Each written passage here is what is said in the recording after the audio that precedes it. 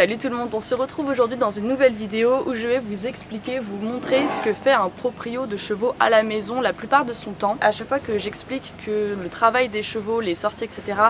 Prennent on va dire 10 à 20% du temps, on me dit mais attends Sextine, est-ce que tu n'exagères pas un petit peu? Et bah la vérité c'est que non, et encore moi c'est biaisé puisque je ne suis pas propriétaire de l'Impérapido, je m'en occupe et je les aime comme si c'était les miens quand je suis là, c'est-à-dire une fois par an généralement l'été, donc je m'en occupe plusieurs semaines, parfois même plusieurs mois, et je m'en occupe vraiment comme si c'était les miens, je leur fais les soins, je les nourris, je les travaille, je gère le terrain etc, que Annie, leur propriétaire, soit là ou pas, et d'ailleurs c'est surtout ou pas quand elle s'absente, donc du coup c'est un petit peu biaisé parce que moi quand je suis là bah, je suis en vacances donc je passe toutes mes journées avec eux, donc forcément le travail représente plus, mais au quotidien pour les propriétaires qui sont là toute l'année comme Annie, et bah 10% c'est pas du tout exagéré parce que justement il y a plein d'autres trucs à faire en priorité, et c'est ce que je voulais justement vous montrer pour vous prouver que le travail et les sorties c'est vraiment pas ce qu'on fait le plus quand on est proprio de chevaux à la maison. Donc j'ai fait un top 3 des choses primordiales, obligatoires à faire tous les jours avant le travail, les sorties, que ce soit en liberté, à pied, montée, etc. Vous allez voir que ça prend du temps et que du coup dans une journée où on travaille, où il y a des enfants parfois, où je sais pas, il y a les obligations de la vie tout simplement, et bah vous allez voir que ça prend beaucoup de temps, que ça va très vite, donc sans plus attendre, c'est parti. On se retrouve ici pour la tâche numéro 1 et je l'ai pas mise en première position parce que c'était la plus importante, loin de là, c'est même la dernière des 3 que je fais, mais parce que c'est celle qui me prend le plus de temps. Donc voici ma copine la brouette et sa dulcinée la pelle, tout simplement parce qu'un terrain ça s'entretient, et ça il y a beaucoup de gens qui l'oublient quand ils prennent des chevaux à la maison ou quand ils veulent des chevaux à la maison. Lorsqu'on me demande des informations sur le fait d'avoir des chevaux à la maison, comment ça se passe etc, et bah tout le monde est étonné du temps consacré à l'entretien du terrain. Là aujourd'hui je vais enlever du crottin, voilà, mais ça peut être aussi enlever des mauvaises herbes, réparer les abris, réparer les clôtures, il peut y avoir beaucoup de choses en fait. Un terrain ça s'entretient et comme c'est le lieu de vie des chevaux ça doit être une priorité, donc ça doit passer avant le travail. Donc sans plus attendre on va s'y atteler.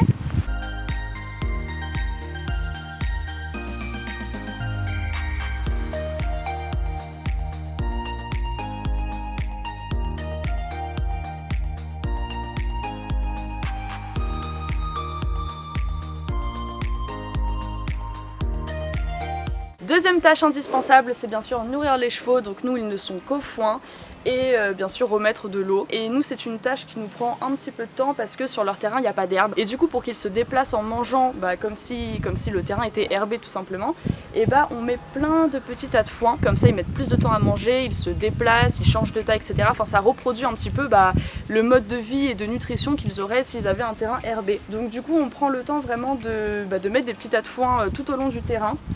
Et ça 3 fois par jour, donc matin, midi et soir, comme ça les chevaux ont toujours de quoi manger. Donc voilà, ça prend un petit peu plus de temps que si on mettait juste 2 gros tas de foin ou que si le terrain était herbé tout simplement. Je mets cette tâche en deuxième, non pas parce que c'est la moins importante, au contraire après leur avoir dit bonjour c'est la première chose que je fais forcément, mais parce qu'elle prend moins de temps quand même que de s'occuper du terrain, mais quand même plus de temps que la troisième tâche que je vais vous dire juste après.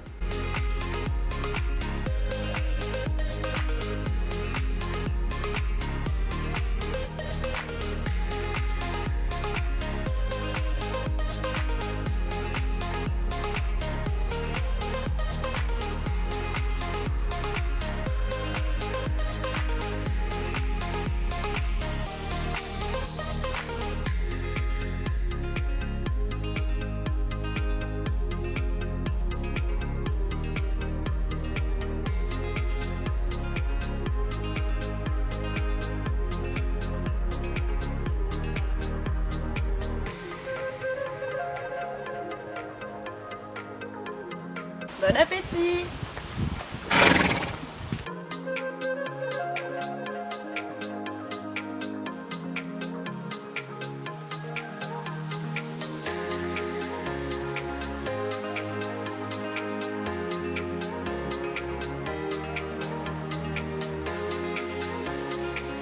Troisième tâche, et c'est pas la moins importante des 3, mais c'est celle qui prend le moins de temps, c'est de vérifier que les loulous vont bien. Donc moi c'est la première chose que je fais en allant les voir, je leur dis coucou, je vérifie que tout va bien, ensuite je les nourris, je remets de l'eau etc. Et après je me munis de mon licol et de ma longe, je les prends un par un et je leur fais un petit un petit contrôle en fait finalement, et j'en profite pour les penser aussi. Les penser, c'est un petit moment sympa que vous passez à deux, ça prend pas trop de temps, enfin en tout cas ça en prend moins que de les balader en main ou que toute autre séance de travail, et ça permet vraiment de faire un examen approfondi pour voir si vraiment tout va bien, s'ils n'ont pas de blessures, etc. Donc voilà, je le fais en 2 temps. Et puis moi, voilà, j'aime bien passer du temps avec eux comme ça, et eux l'apprécient aussi, il me semble, donc c'est parti. Très clairement, l'étrie américaine, je pense que c'est la meilleure pote de tous ceux qui ont leurs chevaux au pré, surtout quand on a un poney passionné par le fait d'être crado comme Olympe. Voilà. Il se demande pourquoi je m'occupe de Olympe et pas de lui. Donc là aujourd'hui ça va parce qu'il a pas plu récemment. Aucune bêtise n'est à louper, hein, n'est-ce pas? Alors là ça va, il est pas dégueulasse parce que il a pas plu. J'en profite pour voir si tout va bien et pour nettoyer un petit peu tout ça. Et en général il kiffe bien. Voilà tout le monde, c'était les 3 tâches impératives à faire avant quoi que ce soit d'autre, que ce soit des sorties comme des séances broutage, des balades en main ou du travail, que ce soit à pied, en liberté, montée, etc. Ça prend du temps, j'espère en tout cas que vous vous en êtes rendu compte. Il faut faire ces tâches là en priorité, et c'est ce qui explique que le travail ou les sorties passent très souvent à la trappe, parce que après une journée de travail ou une journée avec d'autres obligations tout simplement, t'as pas le temps ou t'as pas l'énergie ou la foi de le faire. Et donc voilà, il faut vraiment être conscient qu'avoir des chevaux à la maison, c'est avant tout les soigner, c'est avant tout les nourrir, c'est avant tout s'assurer qu'ils vont bien, et aussi beaucoup s'occuper du terrain, s'occuper des barrières, s'occuper de tout leur lieu de vie en fait. À côté de ça, avoir son cheval à la maison, c'est un privilège. C'est génial de se réveiller le matin et de voir son cheval à côté de sa fenêtre. C'est génial de l'avoir tous les jours, et puis même en termes de relations, ça change tout parce que vous vous occupez de lui de A à Z et vraiment jusqu'au bout, parce que même le terrain y passe. Donc voilà, mais c'est quand même un gros engagement, c'est beaucoup de sacrifices, il faut vraiment le prendre en compte avant de se lancer. Donc voilà, j'espère que la vidéo vous a plu, et sur ce je vous embrasse et je vous dis à la prochaine. Ciao!